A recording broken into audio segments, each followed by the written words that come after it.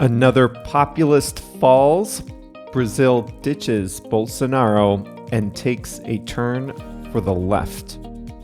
Hi everyone, I'm Jeff, and this is Plain English lesson number 522 on Monday, November 14th, 2022. JR is the producer, and he has uploaded this full lesson to plainenglish.com/522. Coming up today, Luiz Inácio Lula da Silva, popularly known as Lula, defeated incumbent Brazilian President Jair Bolsonaro in a closely watched election in Latin America's biggest economy. If you're not from Brazil, I'll give you everything you need to know about the election in the biggest country in Latin America. If you are from Brazil, I hope you find this to be a fair summary of what happened. I know passions run high on things like this. In the second half of the lesson, we'll talk about the English expression on a technicality, and we have an election-themed quote of the week, which involves breakfast cereal. Stay tuned for that.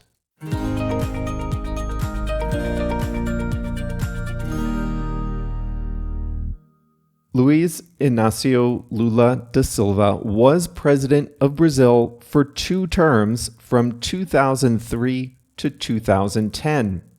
When he was first elected, many wondered whether he would steer Brazil radically to the left. He was a former union organizer with a penchant for wearing Che Guevara t-shirts. In government, however, his policies, while definitely left of center, were much more moderate than many in the business community had feared.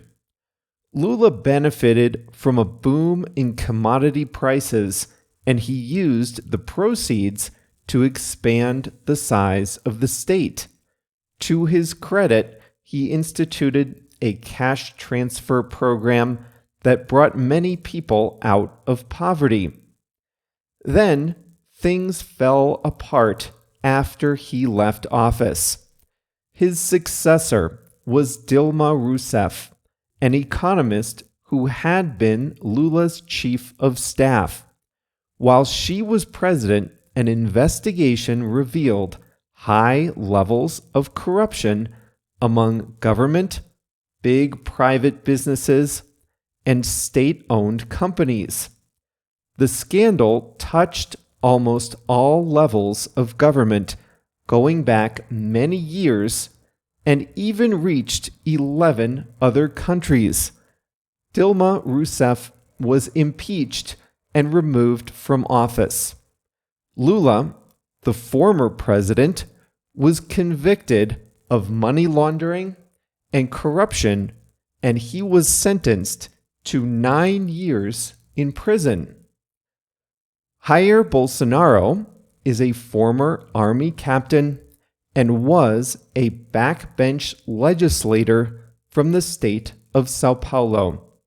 In 2018, he won the presidency on a wave of frustration over corruption and a general sense that all of society was rigged against the average voter.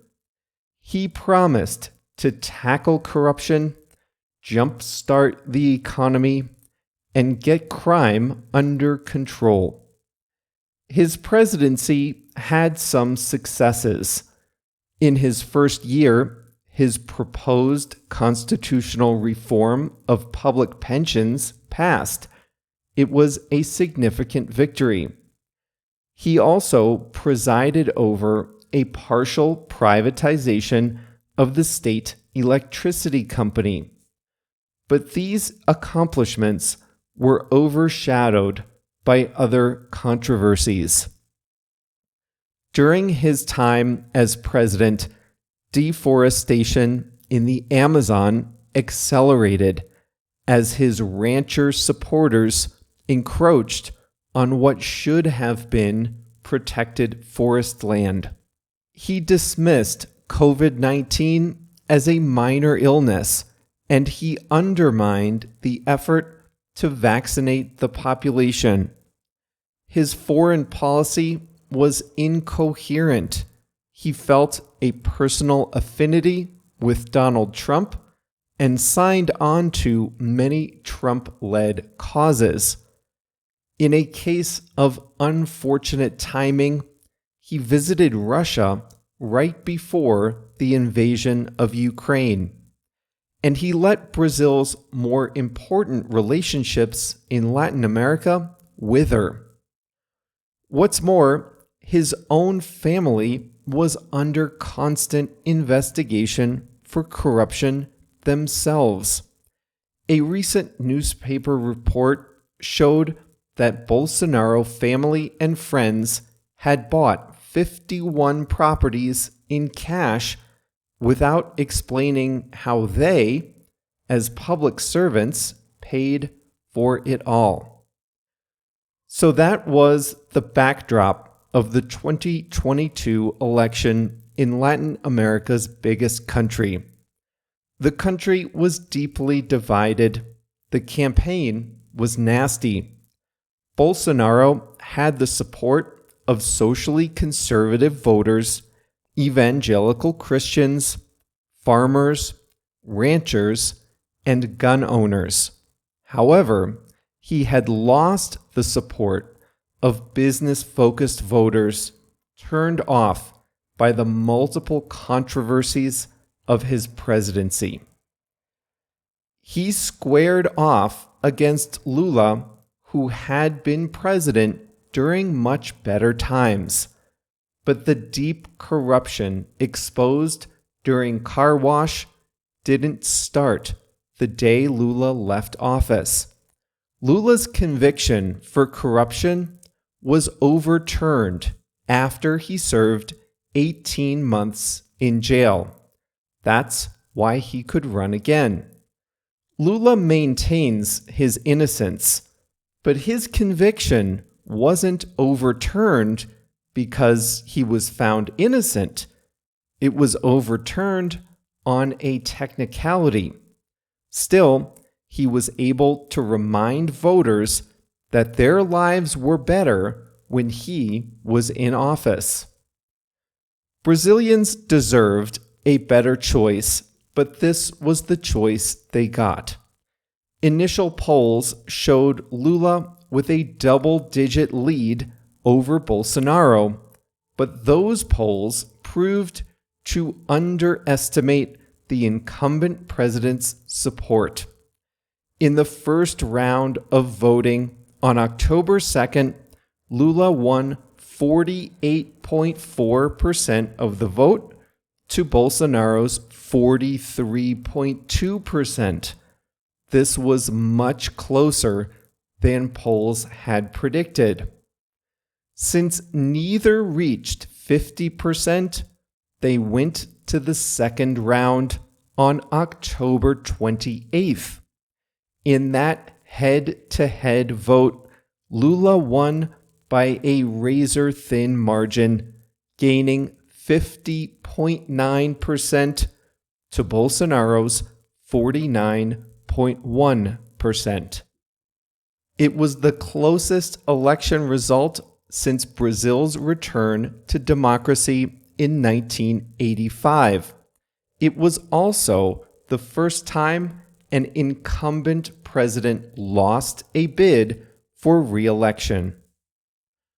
Prior to the vote, Bolsonaro had said that the only way he could lose is if his opponents committed election fraud. Many worried he was laying the groundwork to contest the election results and hold on to power. However, after the results were released on election night, all of Brazil's institutions, including many Bolsonaro allies, lined up to acknowledge Lula's win. Bolsonaro waited 2 days to speak.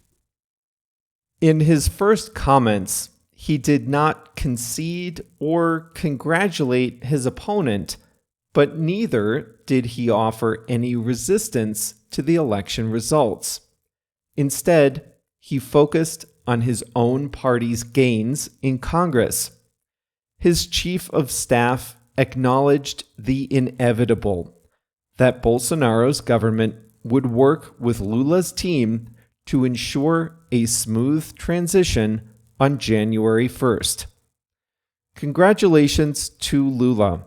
However, he will find that his third term will be quite different from his first two. For one thing, he won both his previous terms with over 60% support, and he had strong majorities in Congress. This time, he won just over 50% in the presidential vote. He will have a narrower majority in Congress, and the country is deeply divided. He acknowledged that in a speech after his victory, saying he was half happy and half worried. Second, Lula won't have waves of commodity cash to spend like last time. And third, he needs to win back trust and show that the corruption of car wash won't come back in his third term.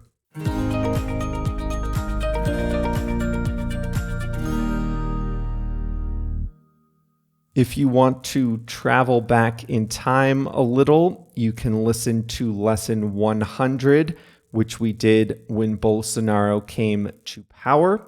And in lesson 34, we talked about that car wash scandal and a related Netflix series. The Netflix series is good. You can still watch it, and there's even a second season.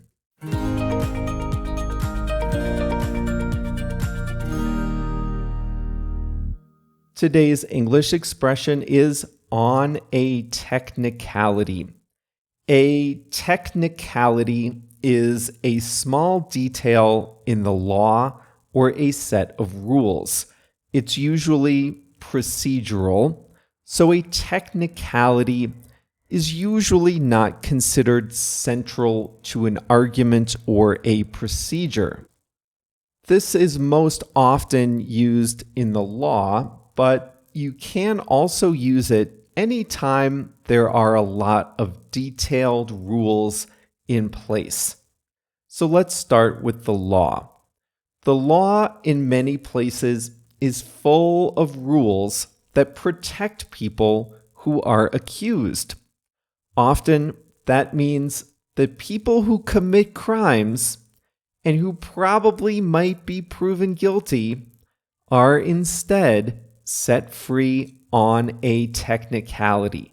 They are set free because the correct procedure wasn't followed somewhere, because of a small rule violation, because of something that's not really about guilt or innocence, but is still important. So imagine someone robs a house and runs away with a bag full of jewelry and puts it all in the trunk of his car. And imagine he later gets pulled over by police for running a stop sign. Now the police officer, out of curiosity, asks him to open the trunk.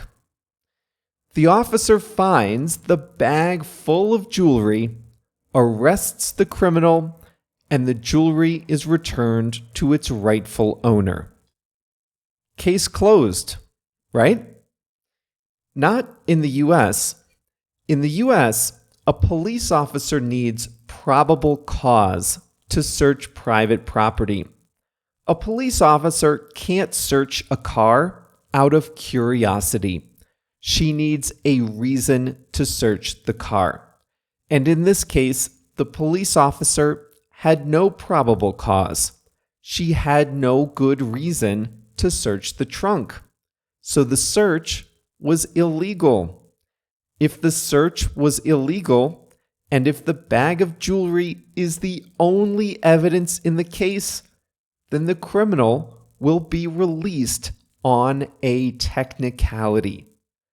Listen, he did it. He's guilty.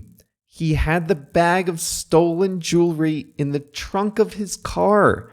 Maybe he had gloves and a ski mask in the front seat. It's 100% certain that he's guilty. But the rules are the rules, and the law is the law.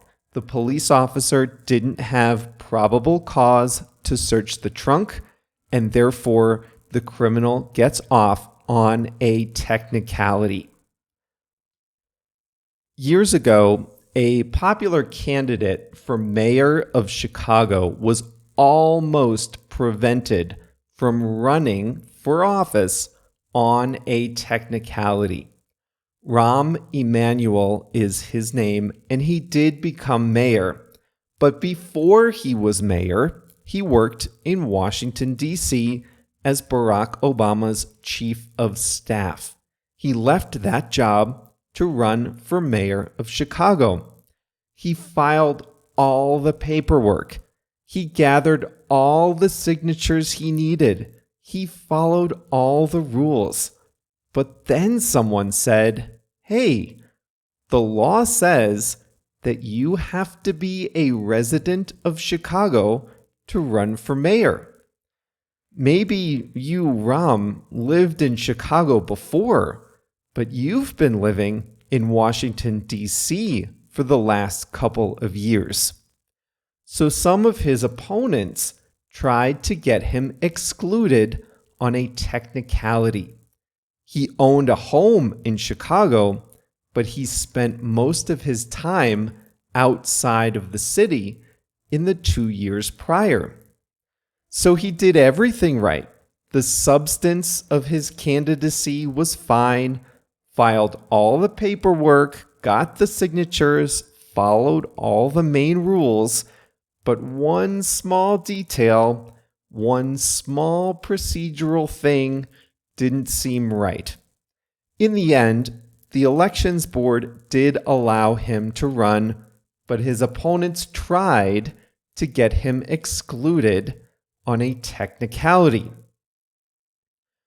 Voting in the United States is administered at the state level, even for federal elections. So every state has different voting procedures. It's becoming more common now to vote by mail. However, there's a problem. It's possible for your mail-in ballot to be excluded on a technicality. That means it's possible for your ballot to be excluded for a procedural or a small detail. For example, you could be eligible to vote, you could fill in the ballot correctly, and you can send it in on time. But if you don't sign the bottom of the ballot, your vote is excluded on a technicality. Again, this is a small detail that's typically on the margins of the main question. You were eligible to vote, you filled out the form, sent it in, but you did one small procedural thing wrong. But rules are rules, and your ballot can be excluded on a technicality. So that brings us to the president-elect of Brazil, Lula. He was convicted of money laundering and corruption in the car wash scandal, and he spent 18 months in jail. Now, his conviction was later overturned by the Supreme Court, and he was released from jail. So that means he wasn't guilty of corruption and money laundering? Well, I'm not here to say whether he is or is not guilty of that. But his conviction was overturned on a technicality. He was released from jail because his trial took place in the wrong court. Not because of the evidence, not because of the witnesses, not because of flawed judgment, not because new information came to light, not for any substantive reason. The Supreme Court said he should have been tried in a federal court in Brasilia, not in the court in the south of Brazil where he was convicted. So the Supreme Court did not say if he was guilty or not guilty. They only said his first trial took place in the wrong court, so it was overturned. It was overturned and Lula got out of jail, and that is a technicality. Maybe the court in Brasilia would have come to a different conclusion. We don't know, and we'll never know.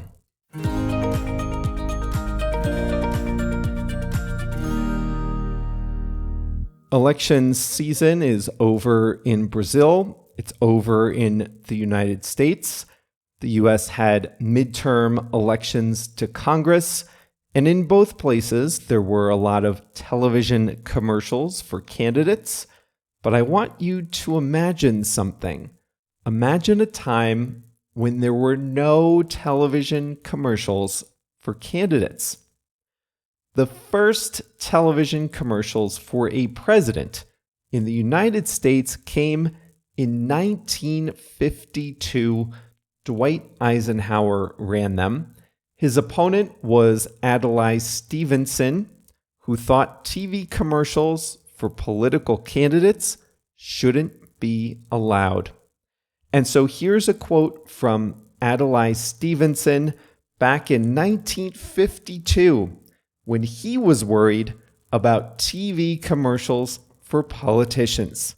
He said, "The idea that you can merchandise candidates for high office like breakfast cereal is the ultimate indignity to the democratic process."